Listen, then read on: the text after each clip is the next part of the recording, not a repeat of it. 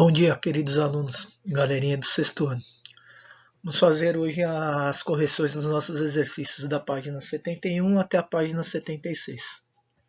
Espero que todos tenham feito os exercícios e vamos continuar. Primeira questão. A origem do nome Babilônia. É confusão.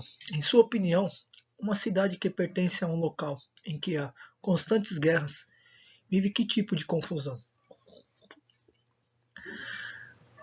Na verdade, um lugar onde se tem muito conflito, muita guerra, muita batalha, não tem harmonia. O que acontece?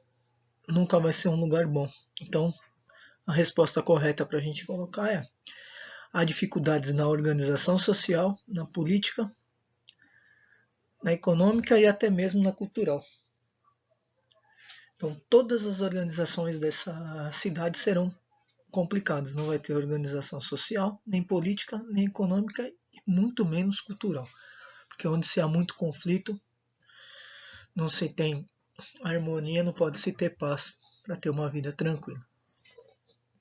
Vamos para a próxima questão. Há relatos de que os assírios enterravam seus inimigos vivos, cortavam as cabeças dos líderes dominados e penduravam em postes, torturavam as pessoas que eram capturadas. De acordo com o que você leu, por que será que agiam desta forma? Na verdade, os assírios eles agiam desta forma porque eles queriam conquistar através do medo, através do terror. Então, eles achavam que se os outros povos tivessem medo deles, tivessem pânico, terror, sempre que eu ouvisse falar o nome deles, então seria mais fácil a conquista deles.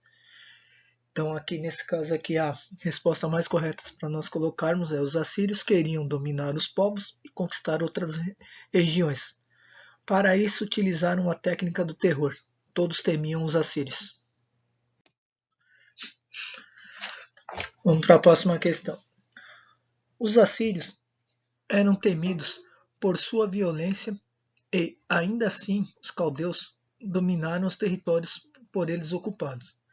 Qual era a fragilidade dos assírios? Apesar de grandes guerreiros, os assírios não eram bons administradores e por isso perderam o território para os caldeus. Então eles ficavam pensando só nas batalhas, só em conquistar o território, mas não pensavam em administrar o que eles tinham. Eles não tinham harmonia, eles não tinham condições de estar administrando e controlando o que eles tinham. Então eles conquistavam, partiam em busca de outro território e esqueciam aquilo lá que ficou lá atrás. Então não tinha ninguém para administrar, não tinha nada. Quando chegava um outro povo para invadir, que foi no caso aqui os caldeus, era bem mais fácil de tomar o território novamente. Próxima questão. Escolha um dos artigos e explique como o princípio da lei de Talião está contido no Código de Hammurabi. Resposta. O aluno precisa tocar no ponto de a pena do condenado ser proporcional ao sofrimento que ele causou à vítima. O que é aqui? Essa lei aqui, o que eles faziam? Então, uma pessoa cometia um crime, ela era muito má, judiava de alguém, fazia muita maldade. Então, a pena dela seria idêntica ao que ela causou para outra pessoa.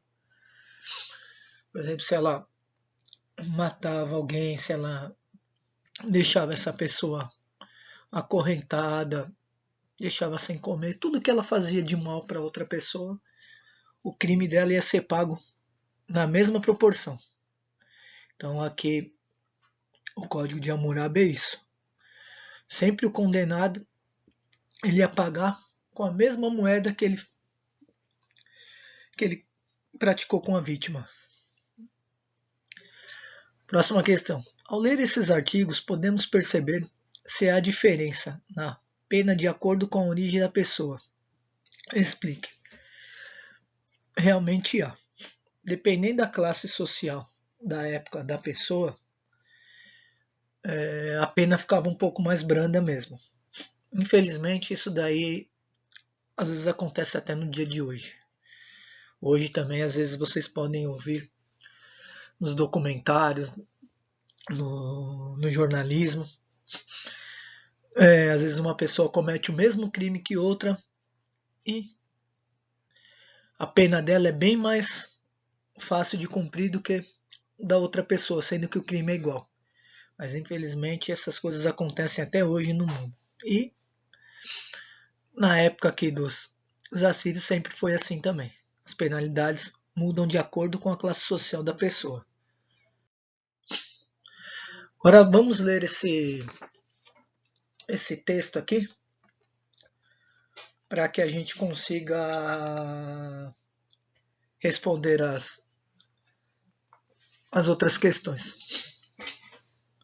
Os zigurates são templos característicos da região da Mesopotâmia.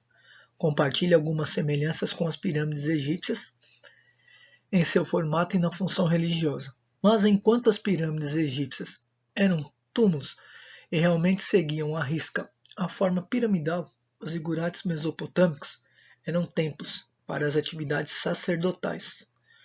Ponto de observação de astrólogos, também sacerdotes, os astrólogos eram sacerdotes também. Locais de produções artesanais e armazenamento de mantimentos e locais de trabalho dos escribas. Quanto à sua forma, os zigurates eram pirâmides com degraus acentuados. A palavra provavelmente vem do assírio, zakiru, que significa elevar-se. Os mesopotâmicos acreditavam que a zigurate, enquanto templo sagrado, representava a possibilidade de o homem ser elevado de sua dimensão terrena à dimensão das divindades. Essa crença está nítida no próprio projeto arquitetônico do templo, em sua forma que se assemelha a uma escada de gigantescas proporções. Vamos responder as nossas questões agora. De acordo com o texto, o zigurate era uma construção que servia à religião mesopotâmica. O que eram os pasteses para essa religião? Os pasteses nada mais eram do que sacerdotes. Só que, diferente de outras religiões que vocês possam conhecer, os pasteses eram sacerdotes que representavam os próprios deuses deles no plano terrestre. Então eles não eram simples sacerdotes, eles eram os representantes dos deuses dele. Então eles tinham muito poder sobre o povo, sobre a religião. Então eles se achavam praticamente os próprios deuses. Então eles tinham muito poder. E eles determinavam muitas coisas nessa época aqui. Que outra função os pasteses exerciam nas cidades, estados suméricas e acadianas, além da religiosa? Então, na verdade, eles mandavam praticamente em tudo, né? Porque eles,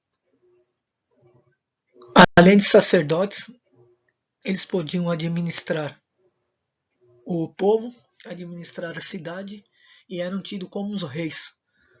Então eles tinham um poder total, eles tinham domínio de tudo.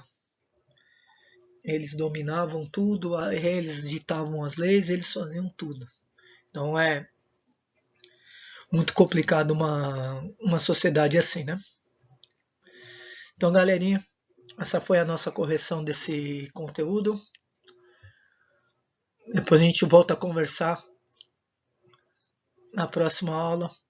Bons estudos para todos aí. E vamos continuar. Não deixa de fazer as atividades todas. Tudo bem? Espero que todos fiquem bem. Deus abençoe a todos.